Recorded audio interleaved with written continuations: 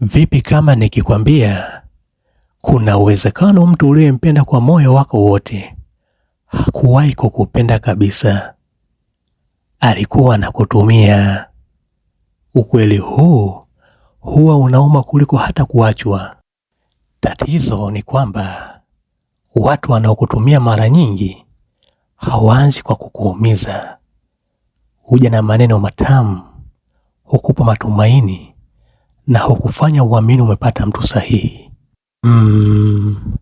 Dalili ya kwanza, anakutafuta zaidi pale anapokuwa na shida. Akiwa na hitaji, anakukumbuka. Lakini siku unaomhitaji wewe, ghafla anakuwa hayupo.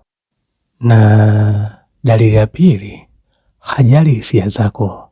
Unaumia, lakini baada ya kukusikiliza, anakufanya ujisikie kama wewe ndiye mwenye makosa.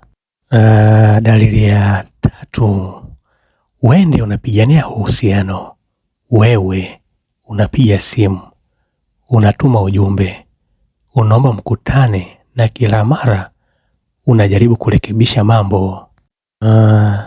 Dalili ya nne, upendo wake hubadilika kulingana na faida anayopata. Ukiwa na kitu cha kumpa anakujali, lakini ukikosa kile anachotaka ghafla anakubadilika.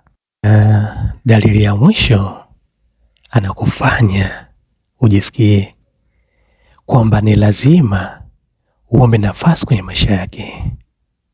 Ukifikia hatua hiyo, jiulize kama huo bado ni upendo wa kweli. Kumbuka, mtu anayekupenda kweli hata kufanya uishi kwa mashaka kila siku.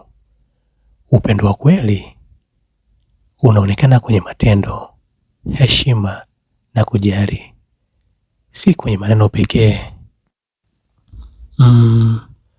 Kama umejifunza kitu leo, andika nimejifunza kwenye komenti. Kwa ushauri zaidi wa mahusiano na saikolojia, tufollow Date4Sure Instagram, TikTok, Facebook na subscribe Date4Sure YouTube channel.